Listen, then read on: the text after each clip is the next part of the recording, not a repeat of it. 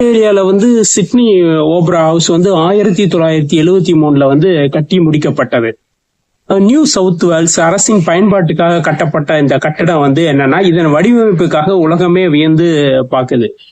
இந்த கட்டடம் வந்து நவீன கலைக்காக இந்த கட்டடம் வந்து பெரிதும் பேசப்பட்டது.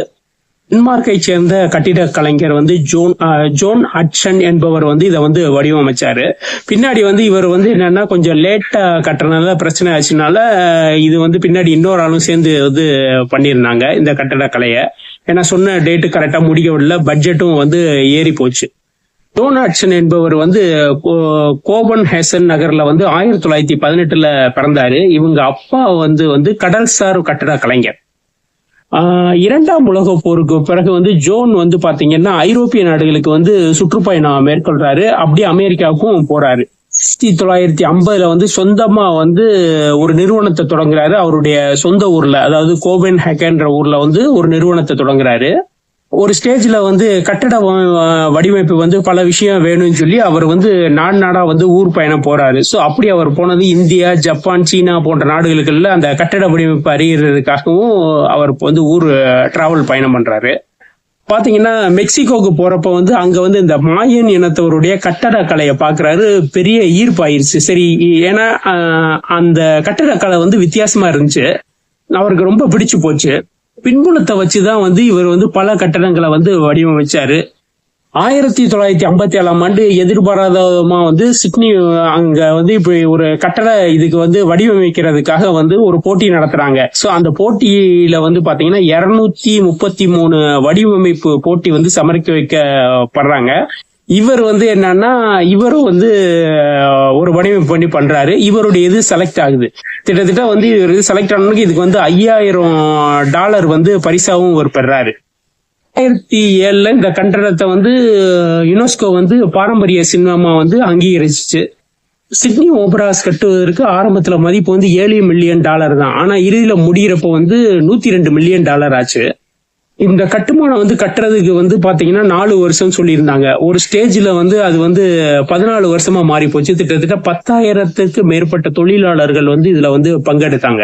வீட்டுல இருந்து தயாரிக்கப்பட்ட 1 மில்லியனுக்கு மேலான அந்த ஓடுகள், அந்த தகடுகள் வாங்கல, அது பதியறதுக்காக வந்து வர வச்சிருந்தாங்க.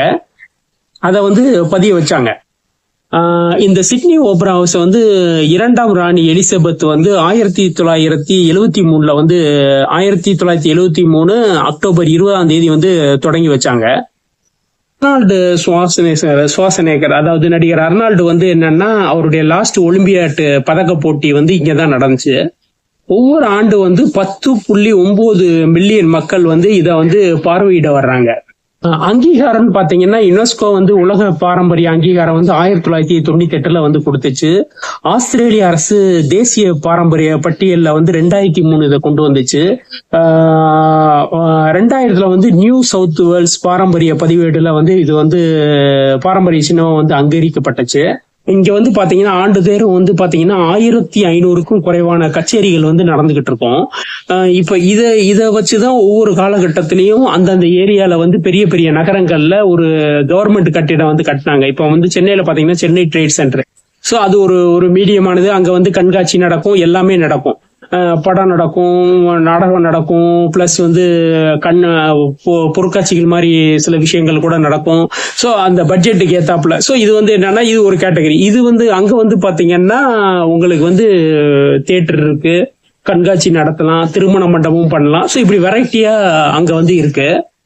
பாத்தீங்கன்னா கச்சேரி அரங்கம் நடத்துறதுக்கு 2679 சீட்டுகள் உள்ள அந்த கச்சேரி அரங்கம் இருக்கு. ஜோன் சதர்லாண்டுன்னு சொல்லுவாங்க அந்த தியேட்டர். அது வந்து பாத்தீங்கன்னா 1507 சீட்டுகள் கொண்ட ஒரு தியேட்டர் இருக்கு. நூலக அரங்கம் இருக்கு. 544 பேர் பங்கெடுக்கக்கூடிய நூலக அரங்கமும் அங்க இருக்கு. 398 பேர் உட்காரக்கூடிய வந்து பிளே ஹவுஸ் தியேட்டர் அங்க இருக்கு. அதுல வந்து நாடகமும் நடக்கும், வேற பெரிய பெரிய மாநாடுகளும் நடக்கும். 400 பேர் உட்காரக்கூடிய வந்து ஸ்டூடியோ அங்க இருக்கு. உட்சன் அறைன்னு சொல்லி வந்து பார்ட்டி ஹால், அது வந்து பார்ட்டி ஹால் பண்ணிக்கலாம், ஃபங்க்ஷன் மீட்டிங், இப்படி நிறைய வெரைட்டி இது பண்ணிக்கலாம். இதுல வந்து என்னன்னா 210 பேர் உட்காரக்கூடிய உட்சன் அறை இருக்கு. 400 பேர் பங்கேற்கக்கூடிய வணிக மாநாடும் அங்க வச்சிருக்காங்க. ஸோ இப்படி வெரைட்டியா வச்சிருக்காங்க. இதை தவிர வந்து பாத்தீங்கன்னா வந்து ரெக்கார்டிங் ஸ்டுடியோ இருக்கு, சில்லறை விற்பனை கடைகள் இருக்கு, கஃபே இருக்கு, உணவகங்கள் இருக்கு. ஸோ அதாவது என்னன்னா ஒரு இடத்துல வந்து எல்லாமே இருக்கிற மாதிரி வந்து வசதிகள் கொண்ட இடம் தான் இது. இது மாதிரி வந்து என்னன்னா உலகெங்கும் பல பேர் வந்து கொண்டு வந்தாங்க. ஆனா இதனுடைய கட்டட அமைப்பு வந்து ஒரு ஆஸ்திரேலியாவுக்கு வந்து ஒரு சிறந்த அங்கீகாரம் கூடிய அமைப்பாகவும் இருக்கு, ஒரு சுற்றுலா தலமா கூட இருக்கு. ஏன்னா இதை பாக்குறதுக்காக வந்து என்னன்னா நிறைய மக்கள் வர்றாங்க. ஸோ அப்படி வர்றப்ப வந்து அங்க சுற்றுலா மேம்பாடும் வந்து இருக்கு. நிறைய புது வந்து என்னன்னா மக்களுக்கு வேலை வாய்ப்பும் இதன் மூலமும் வந்து உருவாகிருக்கு. அந்த நீர்மூழ்கி கப்பல் ஆரம்ப ஸ்டேஜ்ல வந்து பாத்தீங்கன்னா ஹாலந்தை சேர்ந்த ஒருவருக்கு வந்து, அதாவது கார்னேலியஸ் என்பவருக்கு வந்து ஹாலந்தை சேர்ந்த விஞ்ஞானி, இவருக்கு வந்து அந்நாட்டு அரசாங்கம் வந்து நீர்மூழ்கி கப்பலை கண்டுபிடிக்கிறதுக்கு வந்து என்ன சொல்றது ஒரு வாய்ப்பை தருது. அவர் அந்த வாய்ப்பை யூஸ் பண்ணி ஆரம்ப காலகட்டத்தை வந்து ஒரு நீர்மூழ்கி கப்பலை வந்து கண்டுபிடிக்கிறாரு. அவர் வந்து அது சவாலை எடுத்துக்கிட்டு சாதிச்சு காமிக்கிறாரு, வந்து அதை இயக்கி காமிக்கிறாரு. அது வந்து சக்சஸ்ஃபுல்லா ஒர்க் ஆகுது. நீருக்கு அடியில 4 மீட்டருக்குள்ளதான் வந்து வேலை செய்யுது. அதை வந்து கப்பல்னு சொல்ல முடியாது, படகுன்னு சொல்லலாம். வெளிப்புறம் வந்து மரத்தினாலும் அதற்கு வந்து மேல் வந்து கிரீஸ் தடவப்பட்ட தோலினாலும் அது வந்து செய்யப்பட்டிருந்தது. உள்ளிருந்து துடுப்பு வந்து வெளியில வருவதற்கும் உள்ளே செல்வதற்கும் ஏற்பாடுகள் வந்து அதுல வந்து செய்யப்பட்டிருந்தாங்க. இந்த துடுப்பு வந்து என்னன்னா தோலினால் வந்து அமைக்கப்பட்டிருந்தது. காலகட்டத்துல வந்து நீர்மூழ்கி கப்பல்கள், அதாவது தொழில்நுட்பம் அதிகரிக்க வந்து என்ன நீர்மூழ்கி கப்பல்கள் வந்து பல மாடல்கள் வந்து உருவாக ஆரம்பிச்சிச்சு. இது பாத்தீங்கன்னா 1727 வந்து 14 விதமான நீர்மூழ்கி கப்பல்கள் வந்து காப்புரிமைக்காக விண்ணப்பம் வந்து இங்கிலாந்து அரசுக்கு வந்துச்சு.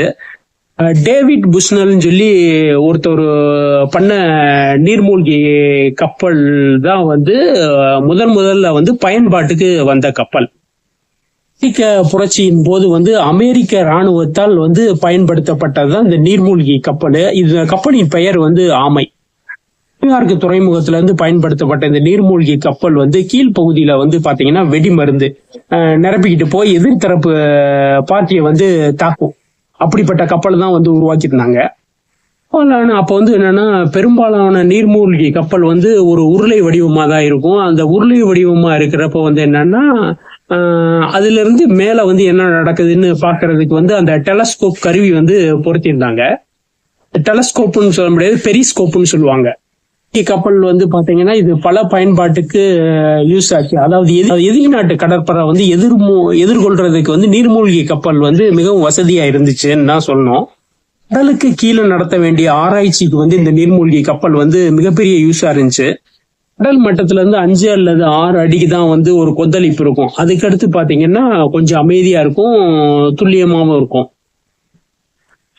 நீரோட வந்து கீழ்ப்பகுதியில வந்து ஒளி அமைப்பு வந்து சரியா வேலை செய்யும்.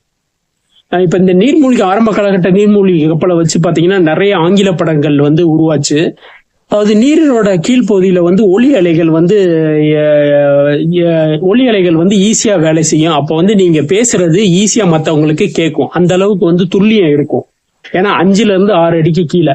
நீர்மூழ்கி கப்பல்ல வந்து குண்டு வீசினாலும் அருகே கிட்டக்க வீசினாலும் அதனுடைய பாதிப்பு வந்து ரொம்ப அதிகமா இருக்கும்.